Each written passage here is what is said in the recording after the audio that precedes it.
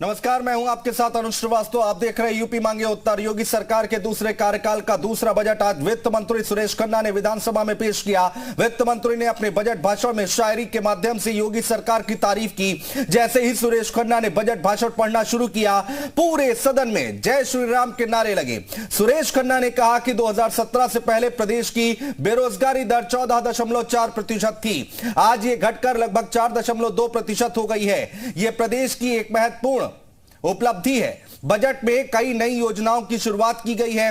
Budget के बाद CM योगी ने प्रेस कॉन्फ्रेंस की और इस बजट को ऐतिहासिक और सर्वसमावेशी बजट बताया है। तो जवाब में सपा अध्यक्ष और नेता प्रतिपक्ष अखिलेश यादव ने बजट को ढकोसला बताते हुए सरकार पर निशाना साधा। हालांकि आज बजट के दौरान सपा मुखिया अखिलेश यादव काले रंग की शेरवानी में नजर आए। अखिलेश के अलावा सपा के कई विधायक काले रंग के कपड़ों में दिखाई दिए। दरअसल बजट के दिन सपा का यह ड्रेस कोड आजम खान के समर्थन में था।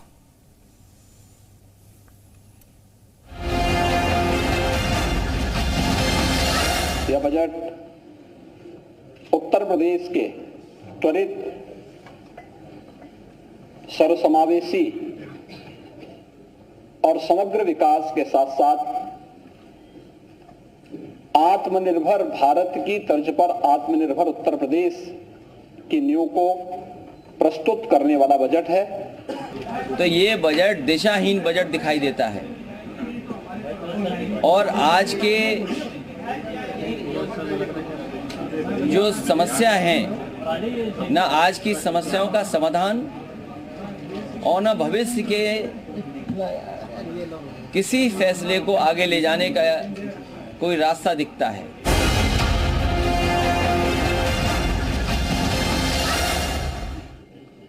यह बजट उत्तर प्रदेश को देश की सबसे बड़ी अर्थव्यवस्था के रूप में स्थापित करने के लिए और आदरणीय प्रधानमंत्री जी के वचन के अनुरूप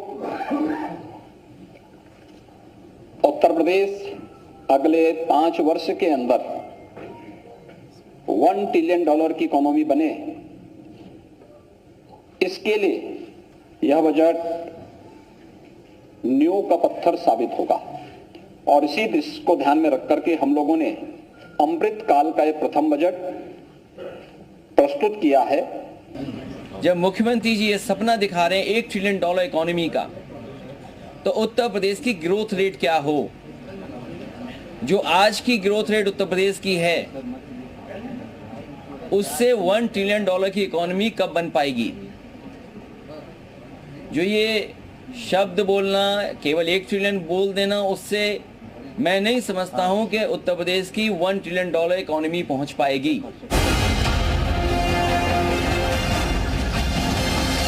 ये डबल इंजन सरकार की अर्थव्यवस्था को विस्तार देने की प्रतिबद्धता को भी दर्शाता है। 2022 के विधानसभा चुनाव के पहले हमारी पार्टी ने उत्तर प्रदेश की जनता से लोक कल्याण संकल्प पत्र के माध्यम से जो वायदे किए थे, 130 जो हमारे वायदे थे, आज के इस बजट प्रस्तुत करने के साथ उनमें से 110 वायदों को हम इसके साथ इसमें समाहित किए हैं। पूरे बजट में अगर आप उसका बजट पर ध्यान देंगे तो लगभग 64,000 करोड़ रुपए से अधिक की धनराशि लोक कल्याण संकल्प पत्र में घोषित संकल्पों के लिए समर्पित हैं और उसमें बजट में उसका प्रावधान किया गया है। पता नहीं क्या सपना दिखा रहे हैं, बड़े बड़े सपने दिखा रहे हैं, लेकिन जितनी भी हमारी माइक्रो इंडस्ट्री थी वो पूरी की पूरी खत्म कर दी। स्मॉल स्केल इंडस्ट्री खत्म कर दी। मीडियम स्केल इंडस्ट्री के लिए कोई राहत, कोई पैकेज नहीं। कोई उम्मीद कर सकता है एनओसी का? अगर पॉल्यूशन बोर्ड का एनओसी चाहेंगे तो नहीं मिलेगा, फायर का एनओसी चाहेंगे तो नहीं मिलेगा। तो क्या ईज ऑफ डूइंग बिजनेस है क्या? और कितनी बार ये वादा दिला चुके हैं ईज ऑफ डूइंग बिजनेस। या ईज ऑफ डूइंग बिजनेस नहीं है, ईज ऑफ डूइंग क्राइम है, ईज ऑफ डूइंग मुकदमा है। आप अगर बोल देंगे तो मुकदमा हो जाएगा।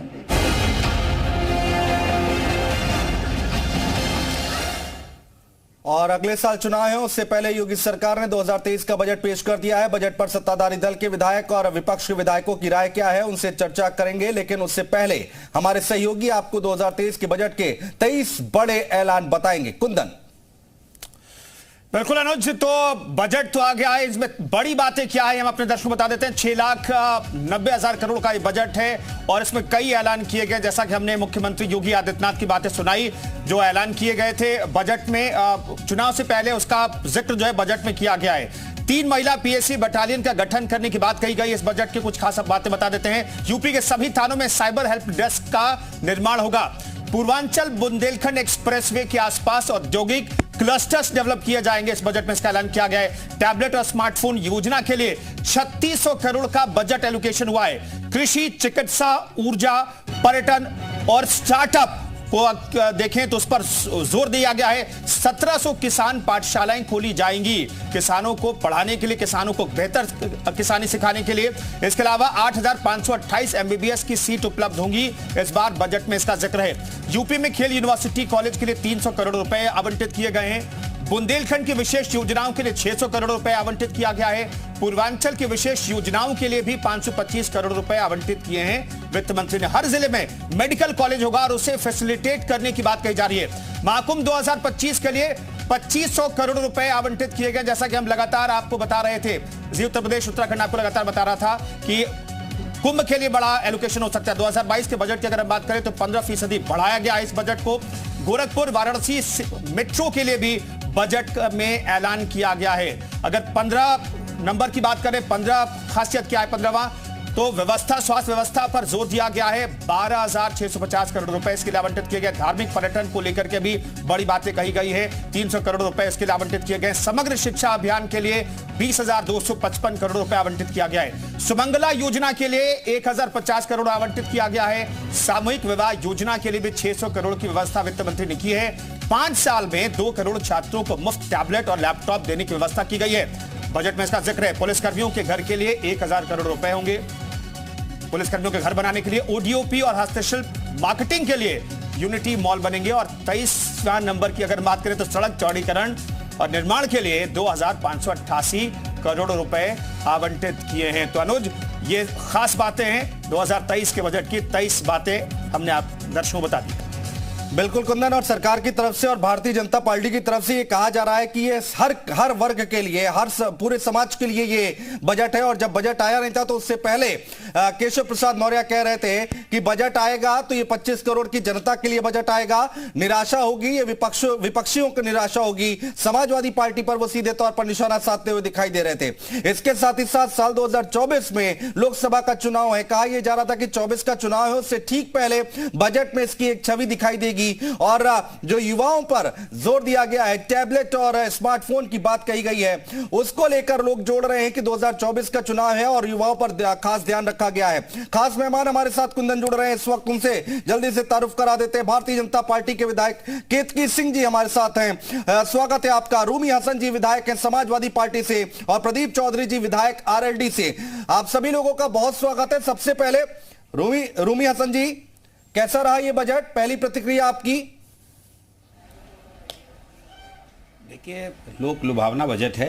अभी पिछले बजट का 40% के आसपास पैसा भी खर्च नहीं हुआ। इतनी ही बातें पिछले बजट में भी की गई थी। सड़क का चौड़ीकरण, विद्युत के जितने उपकेंद्र हैं, क्षमता से बहुत लो ट्रांसफार्मर हैं। हर जगह बिजली के प्रबंध के बहुत खराब है। ट्रांसफार्मर की क्षमता बहुत कम है। कोई उपकेंद्र के बिजली के लिए कोई बात नहीं कही गई है। हम कानपुर, लखनऊ जब आते हैं तो इतने गड्ढे हैं और इतनी खराब सड़क है। आपने अभी एक्सप्रेसवे की बात कही, हम पूर्वांचल एक्सप्रेसवे जैसा बना है वैसा उम्मीद करेंगे ना बने। हाँ। पूर्वांचल एक्सप्रेसवे में इतने गड्ढे हैं, अगर उसमें स्पीड से गाड़ी चली जाए तो निश्चित रूप में एक्सीडेंट हो जाएगा। हाँ। तो बजट तो लुभावना बताते हैं ये, क्योंकि 2024 चुनाव को लेकर ये बजट है और इस बजट से इनको अपना चुनाव लड़ना है। और अभी पिछला बजट पूरा नहीं है। 31 मार्च तक मुझे उम्मीद नहीं है कि 40% जो बचा हुआ अमाउंट है उसको पूरा करेंगे। संकल्प पत्र में जो वादे किए थे इन्होंने उसको भी ध्यान में नहीं रखा है।